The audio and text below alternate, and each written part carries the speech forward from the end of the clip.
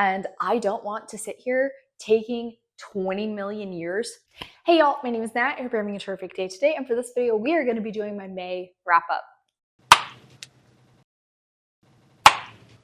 Alright, so if you see this nice stack next to me, you can see clearly I had a really good reading month. Part of that is because of a challenge that I did, which a vlog will be coming out in the future where I did that challenge. But along with it, I also was participating in Galactathon, which is a sci-fi based readathon that I helped host this month. I really got into the competitive spirit this year. I will put a link to my Galactathon reading vlog up in the cards. That one focuses specifically on the sci-fi books that I read this month, but I did read a lot more apart from those. Let's go ahead and dive into my stats so you can see how much more I read. In May, I read 23 books, and across those, I read 8,660 pages. That's a lot.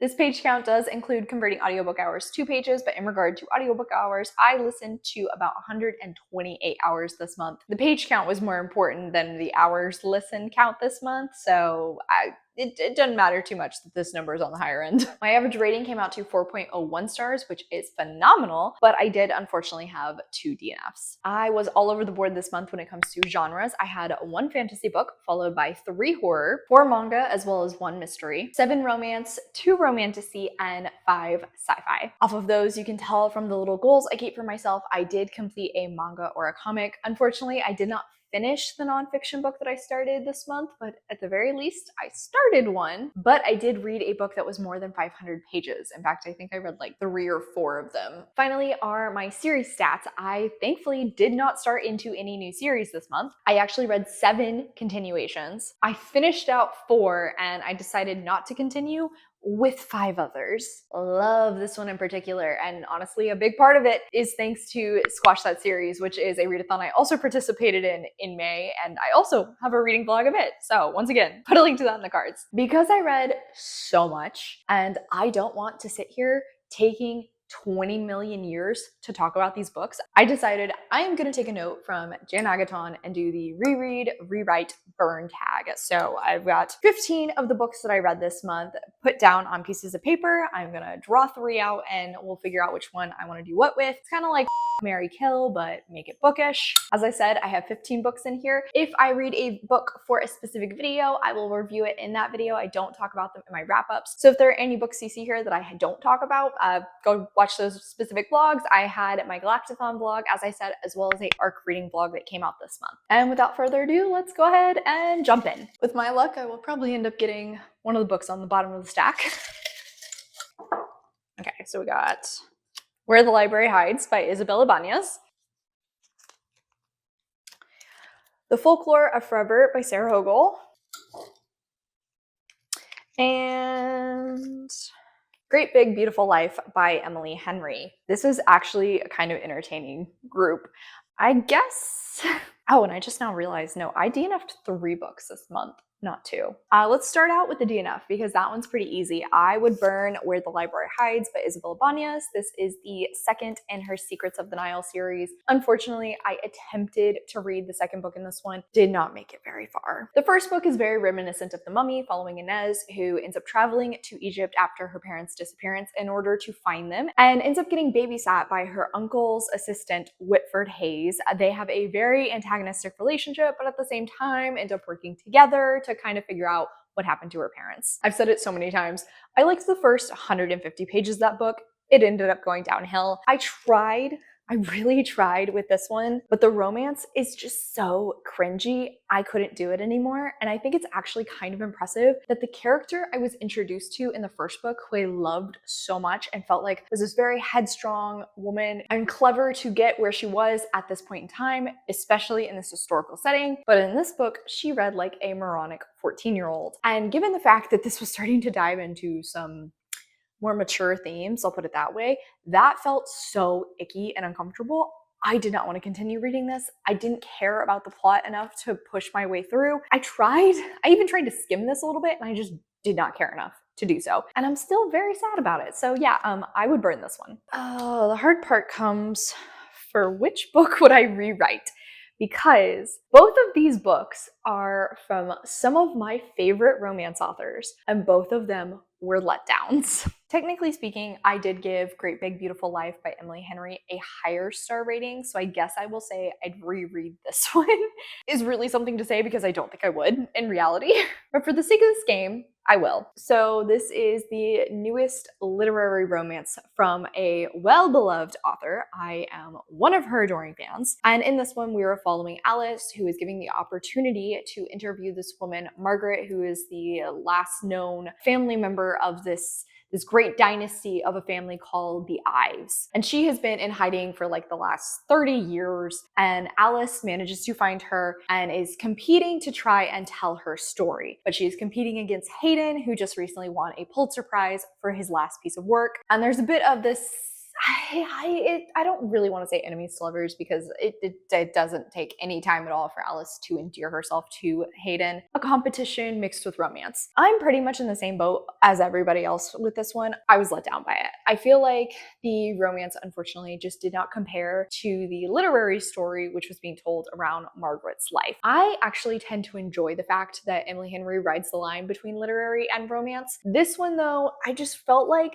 she spent too much time building out the story around Margaret and this twist that she ends up doing, that the romance ended up falling by the wayside. I mean, Henry's writing is compulsively bingeable for me. I love it. Anytime I pick up her books, I just end up reading through them so quickly. And this one didn't change that, but I just didn't find that I was falling in love with these characters nearly as much. I actually really enjoyed Alice, but I wish we would have gotten more exploration around her character. However, so much of the book is really dedicated to Margaret's story, and Margaret just didn't really interest me that much. I liked the focus on family that was going on in this book, and I think I would have enjoyed it more if it really got amped up around Alice and Hayden's characters. I do feel like these two had solid banter and there was some good chemistry, but also it felt pretty insta-love. I just wasn't nearly invested in the relationship developing between them as I have been in every one of Henry's other works. Hayden also never really came together for me as a fully fleshed out character. He seemed more forgettable in comparison to some of the other heroes. In fact, I felt so meh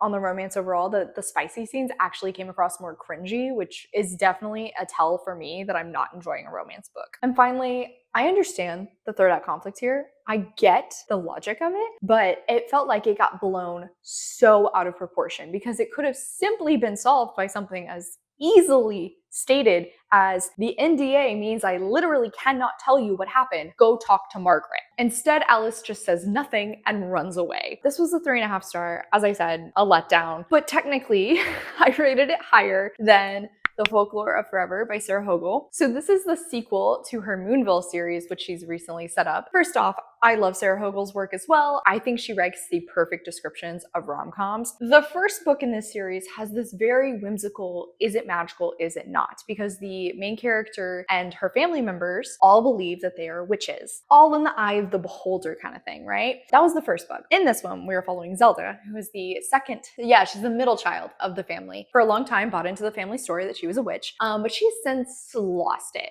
She doesn't think it's real anymore. Unfortunately, she's just recently moved back home and she is suffering from some serious writer's block and decides to kind of let loose a little bit by going on this like auction event to, auction off a date, and Morgan ends up buying a date with her. While there, Morgan eventually accidentally lets slip that he is hoping she will help share her magic with him because he wants to become a witch as well. Yeah, this one left no questions when it came to the whimsical element. It was straight magic. Like, this was a fantasy book. I mean, there is a ton of magical elements going on in the story because eventually Zelda figures out that like she can actually see these like magical animal creature things around the town, and she ends up enlisting the help from Morgan to try and figure out what's going on here. Either that or everybody did a whole lot of acid. Honestly, the plot for this book was all freaking over the place. I really had a hard time following it, especially in like the last 25% of it. It just really went balls to the wall, off the freaking charts.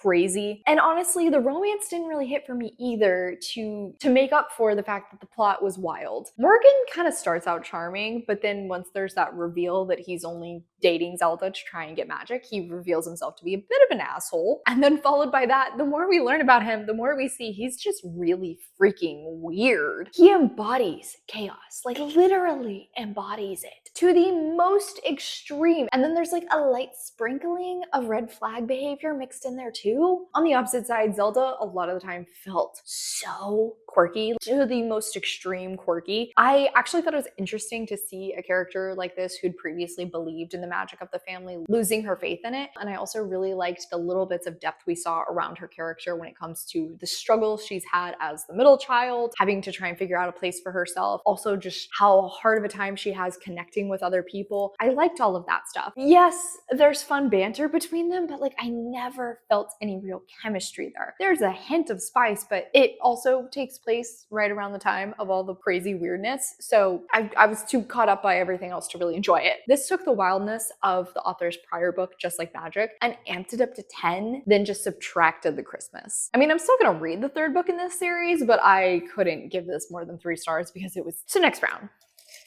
I probably talked longer than I really needed to for that, but oh well, that's what I do. Okay, so first up we have A Restless Truth by Freya Marske, which again is one of the ones on the bottom. And then Library Wars Volume 6. Oh, followed by Somewhere Beyond the Sea by TJ Klune. That's a hard one. I guess following like the same stipulations I did in the last round, I would probably burn Library Wars Volume 6 by Kiiro Yumi. So in this world, there is a war going on in Japan between the centralized government, which is trying to censor media, and libraries, which is run by the different smaller pieces of government and are able to protect books. We follow our main character, Kashihara, who works for the library task force, and there is a romance with her instructor. I like this series, but unfortunately, the last volume prior to this had one of the biggest drops in rating from me through the series so far because of this weird side romance that has this very drastic age gap that just feels so creepy and unnecessary. This one wasn't necessarily bad, but it really did nothing for me when it comes to the plot or the main romance between Kashihara and Dojo. In fact, it mostly feels like it was made up of filler and once again reminded me of this weird side romance that I wish we just would have removed. So this was like a 3.5 star, but for the sake of this, I think I could say I'd probably burn it. For rewrite, I'm going to go with Somewhere Beyond the Sea by TJ Klune. This is the sequel to House on the Cerulean Sea. If I am being completely honest, I don't really think this book needs to exist. It continues on from the first book, but now is following Arthur. He and his partner Linus are hoping to adopt a new little kid into their family, David, a Yeti, but at the same time are continuing their fight against the larger government, which is trying to take their children away from them. It's happy and wholesome. It has some funny moments. It has some tear-jerking moments. It very, very much reminded me of a certain arc in the X-Men universe. Left me with some questions, I'll be honest. And that is a major part that I would probably rewrite about this. And I can't go into any more specifics without getting into spoilers. But there is also this twist that feels very Deus Ex Machina. The author could possibly argue he laid the groundwork for that, but I think that's a very thin argument. And I, again, just feel like how this book rounded out, it seemed way too convenient. So I'd probably change the ending of it. That's probably what I would do here. But this book and this universe overall kind of just reminds me that like even in the face of all of the crap going on in the world, there are still good people out there trying to fight the good fight. And I ended up giving this one 4 stars. Final one is A Restless Truth by Freya Marske, and I would definitely reread this one. This is the sequel to A Marvelous Light. It is the second book in the Last Binding series. I read it as part of my Squash That Series blog and loved it. Marske is a talent at creating such fleshed out characters, romance that really hops off the page, and a very fun mystery that you have to follow. I was invested in every single angle of this book. I did not want to stop reading it at any point. So in this one, we start out following Maud, who is the sister of the main character in the prior book, Robin. She is traveling by steamship back to London along with this woman who has a piece of the last contract, which is a magical artifact. But at the start of the book, that woman ends up meeting her end. Unfortunately, Maud has to try and figure out who did it, as well as figure out out what is this piece of the last contract, because unfortunately her companion never told her. Eventually she ends up meeting Violet, who is a magician that actually has been performing on stage in America as a magician because she's not too powerful by magician standards in London. And as these two work together to find both the perpetrator and the contract piece, a romance starts to develop. Initially, I was a little nervous that their voices were going to run together for me, but I actually felt like each of them ended up becoming so well created and distinct from the other. Very similar to the first book. The way Marske continues to peel back layer after layer of the characters through each chapter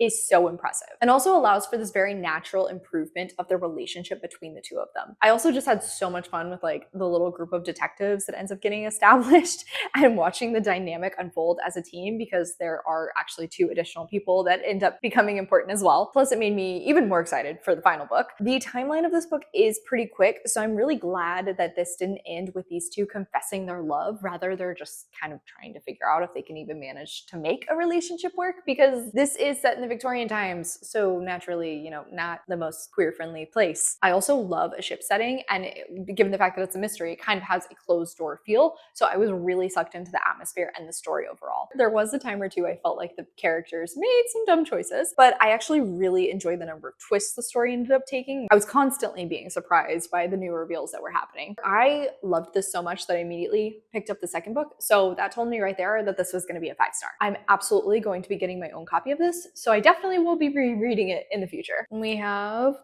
Library Wars Volume 7, Guillotine by Delilah S. Dawson, and finally, The Memory Police by Yoko Ogawa, I want to say. Let's start off with the most obvious. I would absolutely reread Guillotine by Delilah S. Dawson. When I was doing my reading challenge this month, I needed a book that I could put on to continue my listening time. It was also while I was with Josh. So I ended up looking up what are some short horror books I can get my hands on. Went with this one because I've heard so many positive things about this author's work. But this one in particular kept getting sold as Ready or Not meets The Menu. And I really enjoy both of those horror movies. Perfect comp titles. Like, this really is a combination of those 2 things. We follow Des, who wants to be a fashion designer, and she ends up going on a date with this guy, actually a few dates with this guy, because his mother is the owner of this big name fashion magazine, and she hopes that this will be her way into the industry. So she ends up going along on a Easter vacation with him, and they go to the family's remote island where, you know, it's just them and the help. And the help decides to stage a coup. I'll put it like that. This was wild. I had so much fun with it. Des is definitely likable. She's outside her element, but at the same time, like, she has survival skills. She has street smarts. You have faith she is going to make her way through this. You have to root for her. She's just so likable, even if you want to yell at her once in a while. But the family are the worst. And this book kind of just has you slowly seeing how terrible this family is, and then watching as revenge is enacted. There are some truly gruesome scenes in it, but they were so well written and definitely going to be really memorable. I mean, the one tub scene, yeah, that's glued up here right now. Very original, very satisfying. I loved it. It was such a quick and easy read. Like, I really don't have too many things to say about it, but I just had such a good time. Absolutely would reread that one. The next most obvious, I guess, is The Memory Police by Yoko Ogawa. This was I think this was the Full Moon book club for Jan Agaton this month. What I went into this book expecting was a story set in this time where certain pieces of like memories or words or topics will suddenly become outlawed by the government. And there are these memory police who will go in and basically erase everything having to do with that word, that item, whatever it is. And as it's erased, like, the people of the society also forget whatever it is. So if they suddenly decide birds don't exist, you could describe a bird to one of these people and they will have no idea what you're talking about. But our main character ends up meeting a person who can't forget. He continues to remember.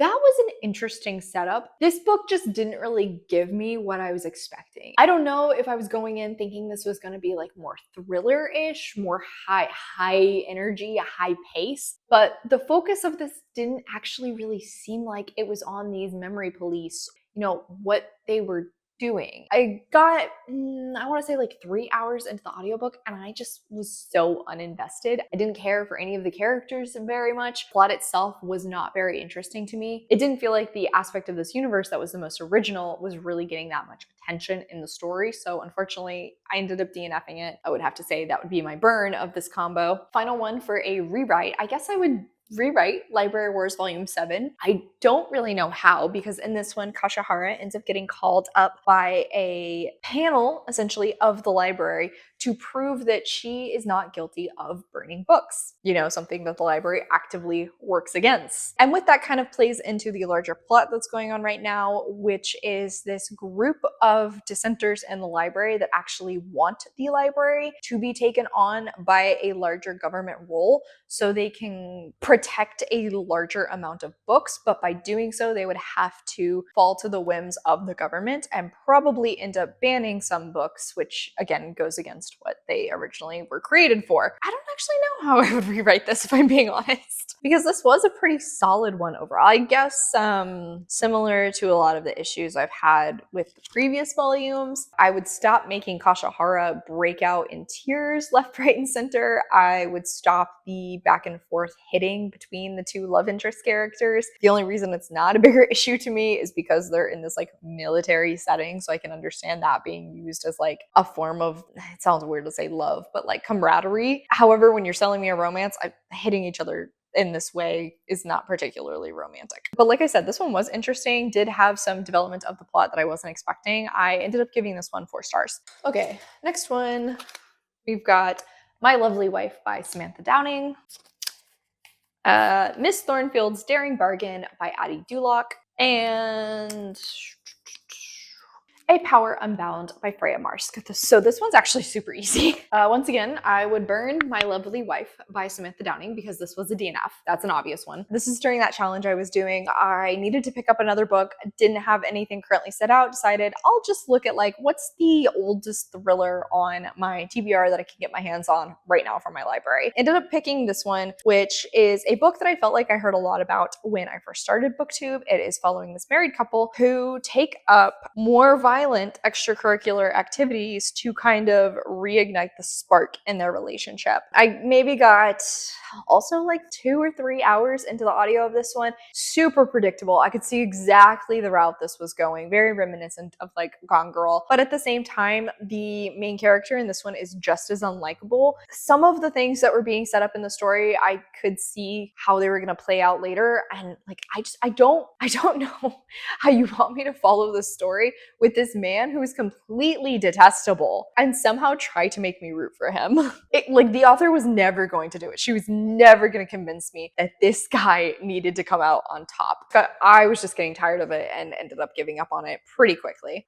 Miss Thornfield's Daring Bargain by Addy Dulac. This is one I picked up as a part of my Buns and Roses TBR jar challenge that I have been working on. And this is the start of her Troublemakers trilogy, which I was really excited for because it is a historical romance series that features BIPOC women as the main heroines. And I thought that'd be awesome to see. So in this one, we were following Ada, and at the start of this book, her brother, who is her last living family member that truly cares about her, and the head of her family's company, ends up getting kidnapped. And she is terrified that something's going to happen to him, and her uncle will end up taking charge of not only the company, but also her care. And he is a racist misogynist who will not have her best intentions at heart. So her brother's friend, who is trying to save the situation, Basil, ends up kind of getting roped into marrying her for convenience sake to try and protect Ada as well as protect the family business while they get her brother Richard out of the situation. The tropes that were going on in this, I really enjoyed. Where this book ended up falling down for me though was the plotting. Things get set up so quickly,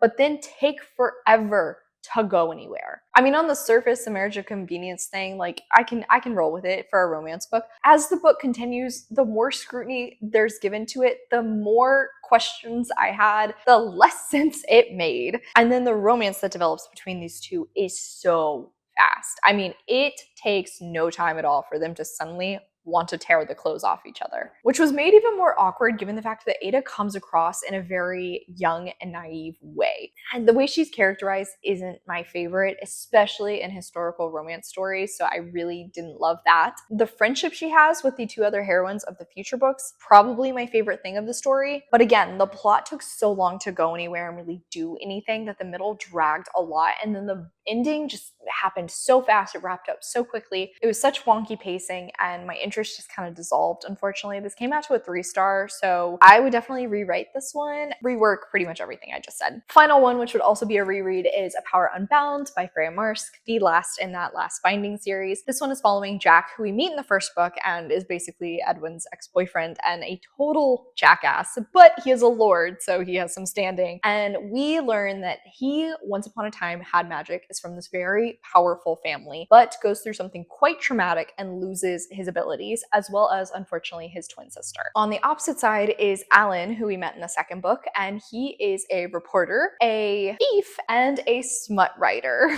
These two are such opposites. There is so much banter. The tension between them is delicious. You can cut it with a knife constantly. The spice in this, holy crap, spicing. I just was eating up the dynamic between them. Every single interaction had me glued to the page, but also the mystery continues to unfold. Stakes are really freaking high at this point. Had me at the edge of my seat. I was having such a good time with this. And I actually really liked the way this book rounded out because it seems very realistic given the time period and the setting, but still constitutes a happily ever after for this couple. Again though, like the spice, I was sweating like a sinner in church. Oh my gosh. I cannot wait to own this whole series because I will be rereading them. You can bet your ass. And I can't wait to read something else from this author. This was another 5 stars. And so we are on to the last combo. We have got Library Wars Volume 9, Slippery Creatures by KJ Charles, meaning, yeah, Library Wars Volume 8. This actually is not what I thought I would be doing. I think we're going to start off here. I would reread Volume 8 of Library Wars because this one has some serious development in the plot and the romance as well. I love, there's like this, it's one of those where it's a secret to a character in the story, but we as the audience know what's going on. And that finally gets revealed to this character. But the other character does not know that this person has just put these pieces together. And it is so much fun. There is also a heavier aspect that gets introduced for the plot where there's a predator who actually comes into one of these libraries and attacks a woman. It's really only set up in this one. It's continued on in the next. I mean, but across the board, this entire volume had me glued in because of the development around the romance. I mean, I was very intrigued about Predator plotline as well, but like the romance here, so good. So this one was a 4.5 stars. I would reread it. And then off of that, I would rewrite Volume 9 because we see that plot around the Predator. It just felt like this could have been dragged out a lot longer, made much more dramatic. It's like if we had removed that issue I had in Volume 5 it was with the side romance, we would have had the time to build out this little adventure and see these characters in a different sort of situation, but still handling something that would be under their purview, lead to some excitement, as well as seeing some of these characters in a different situation than previously. There's a different side romance that's getting set up between Tezuka, which is Kashahara's partner, and then her best friend. And I am actually really liking that one. But again, I think the plot with the one case they were working definitely could have gotten extended, and I would have really enjoyed that. So I rewrite this one. Final one. Unfortunately, I think I would burn Slippery Creatures by KJ Charles. This is my first of this author's work. She is very well known for her historical mysteries with queer romances. And so I've been wanting to pick some of her stuff up, but this one was just fine. This follows Will Darling, who's just recently inherited his uncle's bookshop. Not long after, he is suddenly getting attacked and propositioned by sketchy men as well as the War Office for some piece of information, which he has no idea what it is. And one day, while being attacked by some of these sketchy people, a man comes in, saves the day, and starts to help him to investigate, this man being Kim, who is he's a lord. Honestly, I like the setup of the book. I liked the main character, Will. This is set, I think, the very early 1900s in London. So Will has been fighting in the Russian Revolution and kind of has some PTSD off of that, definitely has a different perspective on life now because of being a soldier, and unfortunately returned home to a rough life as well. I mean, he's not always the brightest bulb in the pack, but he is delightful. He is so much fun, and he's stubborn in a way that you can't help but admire, even if it might not be the smartest move. The mystery was fun. It had some good turns, even though it was kind of predictable here and there, but I really liked the setup of it. I thought Charles did a really good job of writing Will into a corner that actually felt like it made logistical sense. My biggest problem with this book was the romance. Pre-warned, this is like kind of spoilery territory, but like not flat out spoilers. Kim as a love interest frustrated the hell out of me because he constantly and continuously keeps lying to Will. He is super hot and cold with Will at the same time, which can be frustrating, but again, given the time period and the fact that they're both men, like I could kind of understand. When Will gets frustrated by a piece of information that he learns about Kim, Kim never does anything to really explain himself, which he doesn't necessarily have to, but then by extension, just like get out of his life, like stop bugging him then. Leave Will alone. Instead, he keeps coming back,